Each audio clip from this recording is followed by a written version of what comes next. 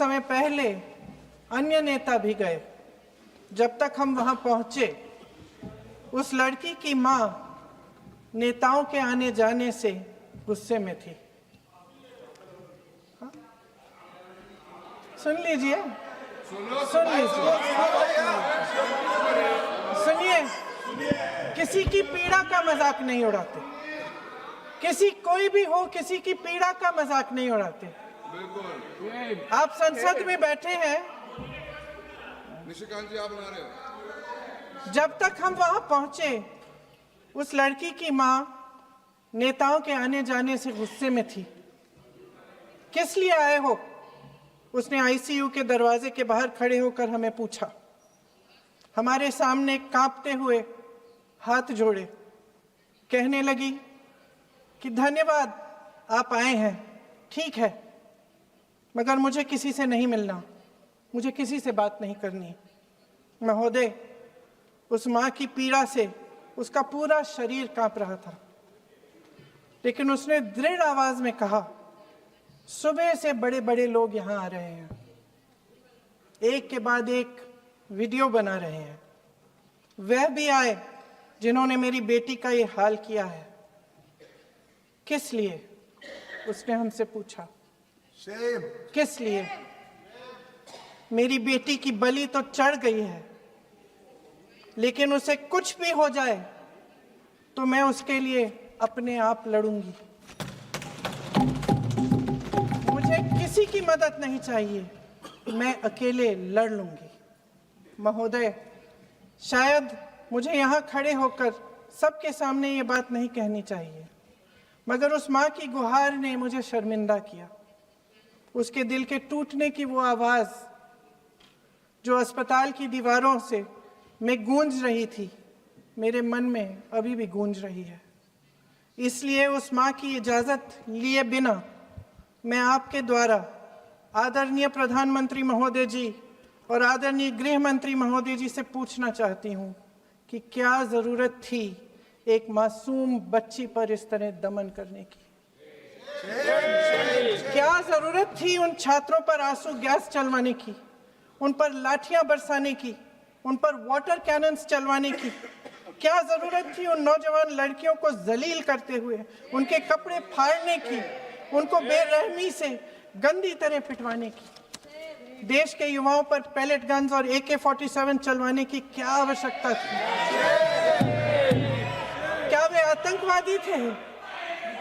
क्या आतंकवादी हैं? टेररिस्ट हैं? हाँ, कांग्रेस बोल रही है। हाँ, कांग्रेस बोल रही है। जवाब दीजिए, जवाब दीजिए। कांग्रेस बोल रही है, जवाब मांग रही है, जवाब दीजिए।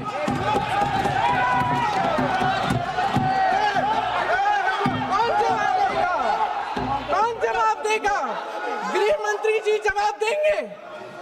किसने ऑर्डर दिया? किसने ऑर्डर दिया पैलेट गन्स चलाने के लिए? किसने ऑर्डर दिया? आपके माध्यम से मैं पूछती हूं अध्यक्ष महोदय, किसने ऑर्डर दिया? प्रधानमंत्री जी ने दिया? गृह मंत्री जी ने दिया? जवाब देंगे? पूरा देश पूछ रहा है, सिर्फ कांग्रेस पार्टी नहीं पूछ रही है, पूरा देश पूछ रहा है। अध्यक्ष महोदय, देश के माता पिता पूछ रहे हैं, छात्र पूछ रहे हैं, अध्यापक पूछ रहे हैं, पूरा देश आज ये पूछ रहा है। और आपकी जिम्मेदारी बनती है कि आप इस सवाल का जवाब दें। क्यों डरते हैं आप इस देश के नौजवानों से? क्यों डरते हैं आप इस देश की बुलंद आवाज से? और उस आवाज को दबाने का हक आपको किसने दिया है? महोदय, ये सदन यहाँ बैठे हुए सांसदों की जागीर नहीं है, ये इस देश की अमानत है। यहाँ बैठे हम सब इस देश की जनता, इस देश के युवाओं, बुजुर्गों, गरीबों, अमीरों और सब धर्मों, सब वर्गों के देशवासियों के सेवक हैं। हम उनके प्रतिनिधि हैं और ये सत्ता हमें उन्होंने ही दी है।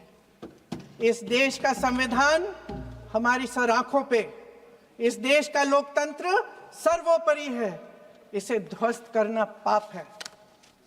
यह करोड़ों जनता हमसे सिर्फ एक चीज मांगती है, जवाबदेही। इंग्लिश में इसे अकाउंटेबिलिटी कहते हैं। हमें सत्ता देकर, हमें यहां तक लाकर सिर्फ उसकी ये गुहार है कि जो हम करें उसकी भलाई के लिए करें, और अगर उनके साथ अन्याय हो तो हम उनके प्रति जवाबदेह बने और उन्हें न्याय दिलवाएं। पिछले दिनों हजारों बच्चे सड़क पर उतरे, उन्होंने अपनी पीड़ा व्यक्त की। गांधी जी के दिखाए हुए रास्ते पर अहिंसा और सत्य को अपने दिलों में रखते हुए गाते मुस्कुराते हुए शांतिपूर्वक प्रदर्शन किया। लोकतंत्र के सबसे पवित्र सिद्धांत के तहत उन्होंने अपनी आवाज उठाने का अधिकार कायम किया। ये उस भारत के बच्चे हैं जो गांव में रहते हैं, जो महानगरों में रहते हैं, जो छोटे कस्बों में, छोटे शहरों में रहते हैं, जहां माँ अपने गहने बेच देती है, पिता अपनी जमीन गिरवी रख देता है, एक परिवार अपनी पूरी जिंदगी की कमाई बच्चे के सपने पर खर्च देता है। और अब उन्हीं बच्चों को लगने लगा है कि आज इस देश में मेहनत से ज्यादा बेईमानी मायने रखती है, मेरिट से ज्यादा पैसा मायने रखता है। तब सिर्फ एक छात्र नहीं हारता, उम्मीद हारती है। इन परेशान बच्चों ने अपनी उम्मीदें आपसे साझा की। उनकी मांगे क्या थी?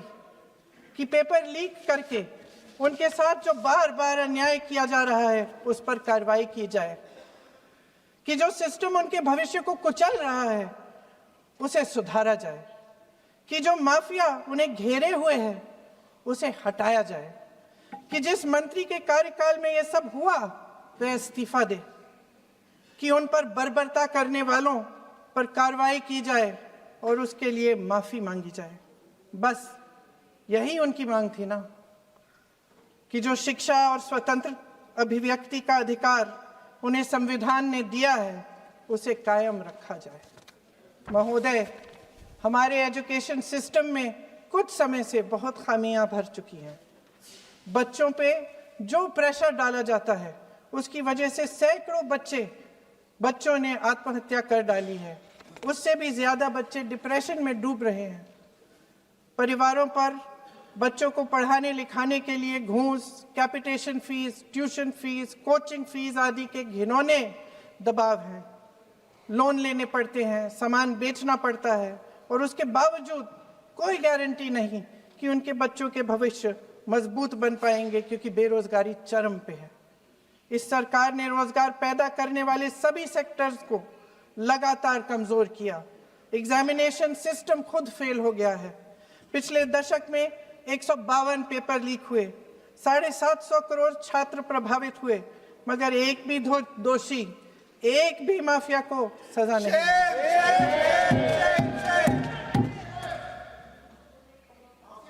हमारे एजुकेशन में आरएसएस के प्रचारकों को भर भर कर उसे खोखला बना दिया है। जबरदस्ती एनटीए बनवाकर सिस्टम का केंद्रीकरण करके उसे और भी उलझा दिया। देश के कुल बजट में, हाँ जी जबरदस्ती, आपने अभी अभी सुना तमिलनाडु के हमारे साथी क्या कह रहे थे। देश के कुल बजट में एजुकेशन बजट की हिस्सेदारी हर साल बढ़ाने की बजाय घटती जा रही है। 1.4 लाख करोड़ रुपया का पूरा बजट एजुकेशन बजट है और 1.32 लाख करोड़ सिर्फ नीट देने वाले 22 लाख बच्चों के परिवारों से हर साल खींचा जाता है। एक और शर्मनाक आंकड़ा भी है। 1.4 लाख करोड़ रुपया हमारा पूरा एजुकेशन बजट और 16 लाख करोड़ रुपए जो मौजूदा सरकार ने बड़े उद्योगपतियों के लोन माफ किए हैं। सोचिए कि इस सरकार की प्राथमिकताएं क्या है। सच ये है अध्यक्ष महोदय कि जिस तरह अस्पताल में उस छात्रा की मां का विश्वास पूरे सिस्टम से हट गया है, उसी तरह देश के युवाओं का भरोसा इस पूरे सिस्टम से टूट चुका है। और जब इस तरह देश के भविष्य, हमारे युवा निराश होकर सरकार और सिस्टम से अपना भरोसा हटा देते हैं, तो उस भरोसे को फिर से बनाने के लिए सिस्टम के अंदर से जवाब नहीं ढूंढा जा सकता। उसके दायरे से बाहर निकलना पड़ता है, नए सिरे से ठोस प्रयास करने पड़ते हैं। अफसोस की बात यह है अध्यक्ष महोदय कि इतना हो जाने के बाद भी आदरणीय प्रधानमंत्री महोदय जी और उनके साथी इस सच्चाई को समझ नहीं पा रहे हैं। वे अभी भी ये सोच रहे हैं कि पीआर, नैरेटिव चेंज और पालतू मीडिया के सहारे एक बार फिर उनकी नैया पार हो जाएगी। परसों शिक्षा मंत्री जी ने शर्मनाक परिस्थितियों में अपना इस्तीफा दिया और कल यहीं मकर द्वार पर मेरे सत्ता पक्ष के सांसदों ने जिंदाबाद के नारे चिल्लाते हुए उनका संसद में ऐसे स्वागत किया जैसे मानो कोई सुपरस्टार पहुंच गए हैं। विडंबना देखिए महोदय, जब भूतपूर्व शिक्षा मंत्री को मुकुट पहनाया जा रहा था, स्वागत हो रहा था उनका, तब महाराष्ट्र में एक परिवार पेपर लीक पीड़ित अपनी बेटी की आत्महत्या का शोक मना रहा था। आपकी सरकार ने देश के करोड़ों छात्रों को क्या संदेश दिया? आपको किस बात का गौरव है, किस बात का अभिमान है? ये कौन सा अहंकार है? जहां आंखों में शर्म होनी चाहिए वहां बेशर्मी और स्वागत के नगाड़े बजाए रह रहे हैं। एक तरफ मातम है, दुख है, यहां आप फूल माला डाल रहे हैं। कोई आप पर कैसे यकीन करे? प्रधानमंत्री महोदय जी ने नया शिक्षा मंत्री चुना, एक ऐसे व्यक्ति को इस पद पर आसीन किया जिसने एक गर्भवती महिला के बलात्कारियों की रिहाई पर अपनी सहमति व्यक्त की, खुशी जताई। देश की करोड़ों लड़कियों को प्रधानमंत्री जी ने इससे क्या संदेश दिया? सर, अखबारों में है। अखबार में नहीं, मेरा कुछ भी बोल के चले जाते हैं क्या? अरे ये तो कैसा क्या है इनके पास? ऐसा ही कोई आरोप लगा दीजिएगा। कोई नियम कानून नहीं है।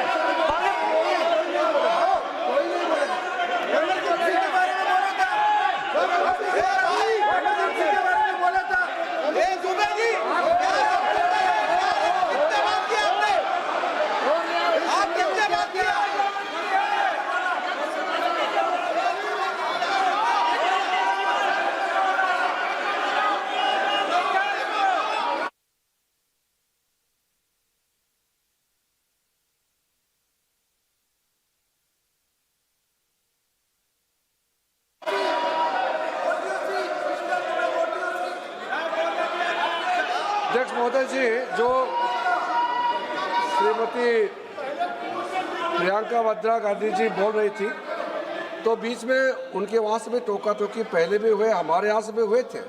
अभी हम लोग तो शांति से सुन रहे हैं, लेकिन जो अभी अभी हमारे वर्तमान नए शिक्षा मंत्री को जो उन्होंने टिप्पणी की, कैरेक्टर असैसिनेशन है एक तरीके से संसद में, और इस तरीके के भाषा हम उम्मीद नहीं करते हैं। मैं इसमें प्रहलाद जोशी जी ने भी खुद कहा है, एक तो उन्होंने प्रियंका जी ने जो गलत बात कही है रिकॉर्ड पे, उसको रिकॉर्ड से हटा दिया जाए। दूसरा इस तरह का भाषा का इस्तेमाल ना करें। आपने डिबेट से पहले आपने अपील किया कि संसद में डिबेट का स्तर को नहीं गिराने चाहिए। उनके पार्टी के वो सीनियर लीडर है, वो पहली बार चुन के आए हैं, मगर उनके पार्टी में सीनियर है। जिम्मेदारी के साथ बोलना चाहिए।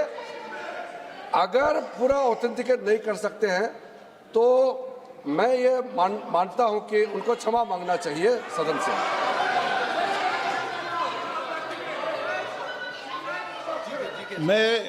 मेरा मत ये सदन के अंदर, ये सदन सर्वोच्च लोकतांत्रिक संस्था का सदन है, इसका एक एक शब्द हमेशा रिकॉर्ड में रहता है।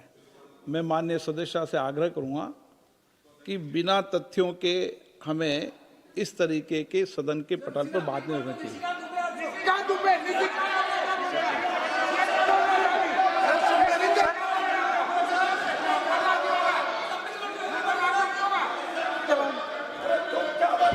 ये तो डिलीट कर दिया, लेकिन आगे भी वो भी डिलीट करा सर, ये जो निशिकांत बोलता वो भी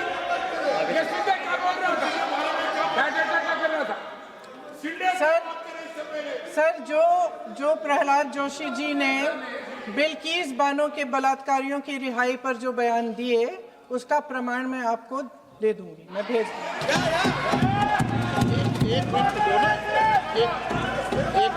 मैं ऑथेंटिकेट कर लूंगी। रिकॉर्ड से निकाल दो, नहीं तो आप रिकॉर्ड से निकाल दो, नहीं तो आप रिकॉर्ड से निकाल दो। स्पीकर का डायरेक्शन 115, उनको पहले ऑथेंटिकेट करने कहिए सर, ऑथेंटिकेट करेंगे उसके बाद वो आगे बढ़ेंगे, ऐसे नहीं होगा। पहले ऑथेंटिकेट करने दो सर। उनको ऑथेंटिकेट करने के लिए कहिए, ऑथेंटिकेट करने कहिए उनको।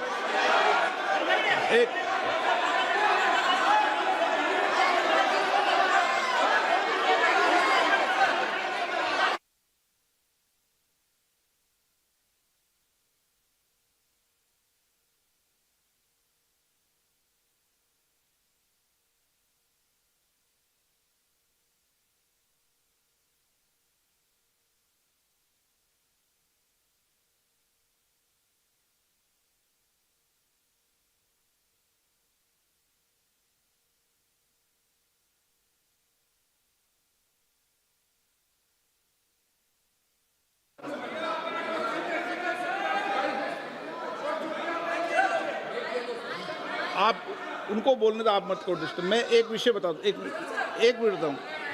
नियम 353 के अंदर फिर मैं एक बार स्पष्ट कर दूं, किसी भी सदस्य द्वारा किसी भी व्यक्ति के विरुद्ध मानहानि या अभियोगात्मक प्रकृति का कोई आरोप नहीं लगाया जाएगा जब तक कि सदस्य ने अध्यक्ष और संबंधित मंत्री को पर्याप्त अग्रिम सूचना नहीं दे दी हो।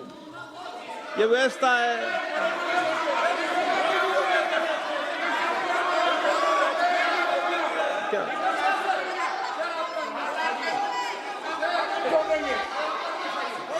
House, ma'am, the same house.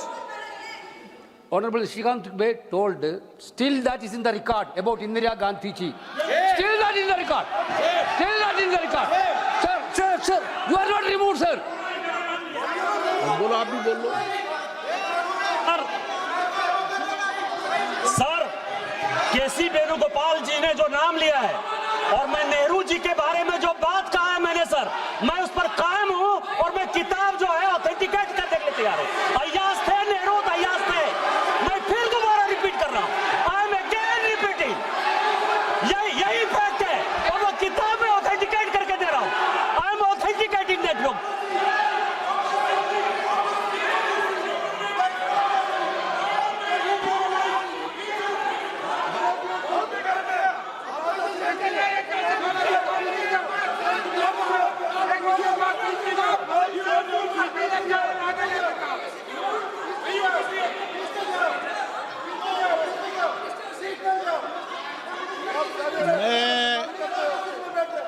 मैं जब आसन पर होता हूं, जो मैं व्यवस्था देता हूं, चाहे सत्ता पक्ष हो या प्रतिपक्ष हो, मैं समान व्यवस्था देता हूं।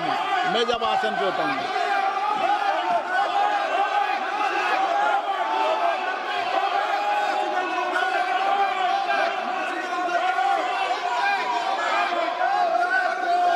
प्लीज बोलने दो, आप उनको बोलने दें, उनको बोलने दें। नो, अरे आप उनको नहीं बोलने देना चाहते? चलिए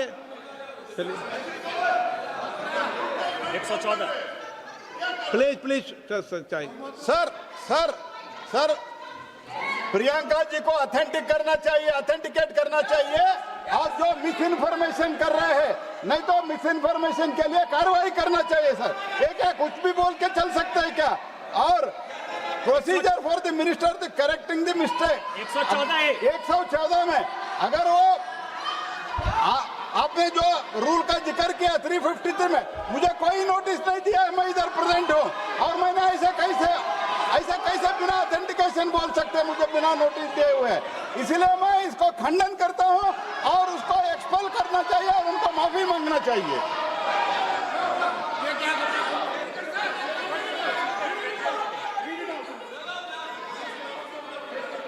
नहीं, ये चैप्टर आगे नहीं बढ़ेगा सर। बिल पे केवल bill pay Sir, here is a newspaper माननीय article. सदस्य, Sir,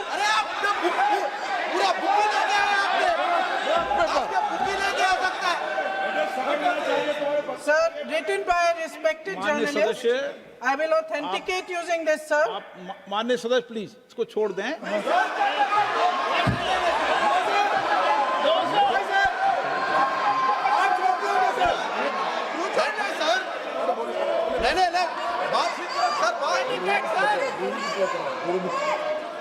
सर, अगर जोशी जी अपने बयान का इस खंडन कर विधेयक रहे पर ही हैं क्या? चर्चा होगी। आप इस बयान का खंडन कर रहे हैं क्या नहीं, जोशी जी? माननीय से पूछेगा। सदस्य, मैं आपसे फिर आग्रह कर रहा हूं, इस सदन में इस विधेयक पर ही चर्चा होगी। फिर भी नो, ये विधेयक का विषय नहीं है। आप नो, आप बोलो तो विधेयक पर बोलो, ये मेरी अपेक्षा है आपसे। प्लीज सर, कभी- छोड़िए, ये रख दो। इस विषय को छोड़िए।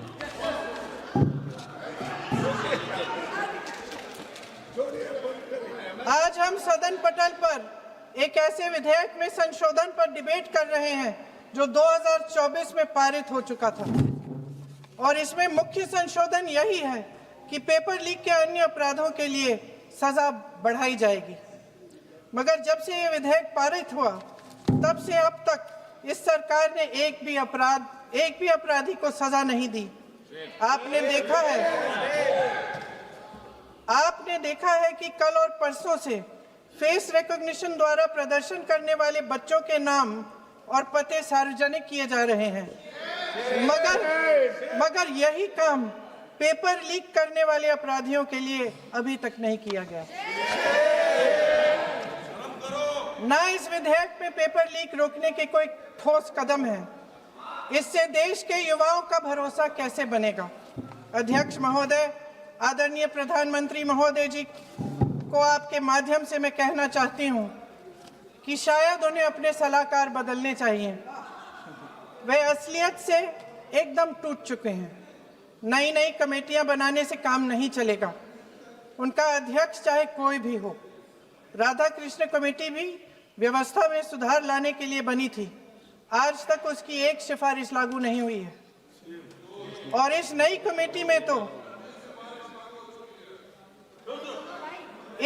कमेटी में तो एक एक्स-आईबी चीफ,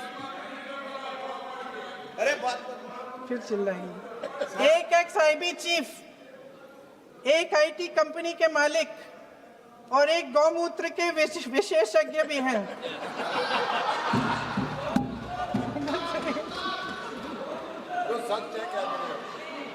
इन्हें शिक्षा के बारे में क्या पता जी? सर, सच है। आप आज मेरे से नाराज हो रहे हैं। एक बार मुस्कुरा लीजिए। वो आपने भी चुनाव लड़ा।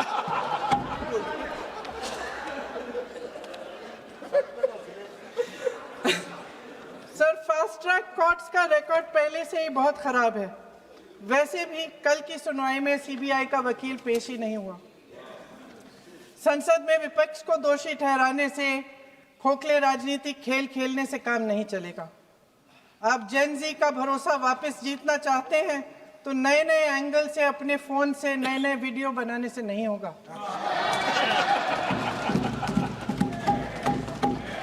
प्रधानमंत्री जी को कैमरे का एंगल नहीं, दिल का एंगल बदलना पड़ेगा। ये जेनरेशन जागरूक है, समझता है, झूठ पहचानने की उसकी अपार क्षमता है। इनका दिल और दिमाग जीतने के लिए आपको सच्चाई पर उतरना पड़ेगा। आपके शासन के चलते इस नौजवान पीढ़ी के साथ घोर अन्याय हुआ है, बर्बरता हुई है। इस सच्चाई को स्वीकार करिए। अपनी जिम्मेदारी से पीछे हटने से काम नहीं चलेगा। आदरणीय प्रधानमंत्री महोदय जी, आपको जिम्मेदारी लेनी पड़ेगी, ठोस कदम उठाने पड़ेंगे। शिक्षा विशेषज्ञों को इकट्ठा कीजिए, छात्रों, अध्यापकों, सभी स्टेक होल्डर्स को साथ लेकर अन्य विचारधाराओं के थॉट लीडर्स के साथ गहरी चर्चाएं करवाकर एक नई शिक्षा प्रणाली तैयार कीजिए। मौजूदा नेशनल एजुकेशन पॉलिसी में 8 महीने तो एग्जाम चलते हैं, अध्यापकों को पढ़ाने का समय नहीं मिलता। सिर्फ आरएसएस के लोगों से भरने की बजाय सिस्टम को शिक्षित, एजुकेटेड, उन्नत और उदार दृष्टिकोण के लोगों से भी भरिए, जिनकी योग्यता सिर्फ उनकी विचारधारा न हो।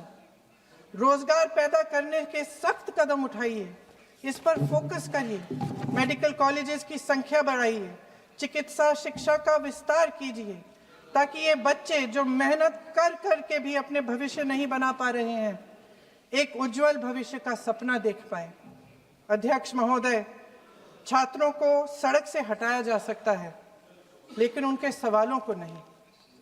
हर लाठी जो किसी लड़की पर, किसी लड़के पर चली है, वे बच्चों की पीठ से ज्यादा सरकार की साख पर पड़ी है। देश के नौजवान न्याय मांग रहे हैं, भीख नहीं। वे यहाँ सरकार गिराने नहीं, अपना भरोसा बचाने के लिए आए थे।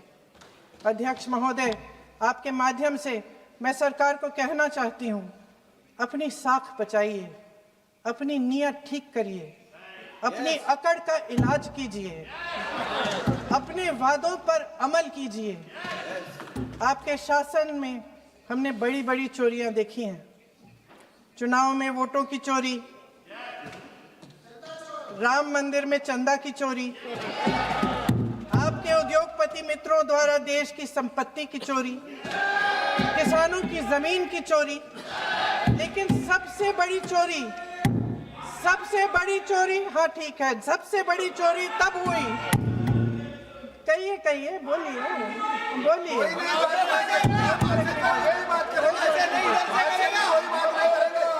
सुन लीजिए, शांति से सुन लीजिए, शांति से सुन लीजिए। आपको मौका मिलेगा, आप जितनी भी चोरियों की बात करना चाहते हैं आप कर लीजिए, अभी मेरा समय है। सबसे बड़ी चोरी तब हुई जब देश के नौजवानों के भविष्य, उनके सपने चुराए गए। भविष्य की चोरी, सपने की चोरी किसी भी चोरी से कहीं बड़ी होती है महोदय। अगर देश का युवा निराश हो जाए, अगर देश का युवा निराश हो गया, उसकी उम्मीद टूट गई, तो सबसे बड़ी हार भारत की हार होगी। और हम कांग्रेस और विपक्ष के लोग जान दे देंगे, मगर भारत की हार नहीं होने देंगे। जय हिंद। सर, अब तो मुस्कुरा लीजिए, भाषण खत्म। राजनीति हो या क्रिकेट, देश विदेश की ब्रेकिंग हो या आपके मोहल्ले की बड़ी खबर, सब मिलेगा एक ही ऐप में, सबसे तेज और भरोसेमंद। अभी डाउनलोड करें दैनिक भास्कर डिजिटल।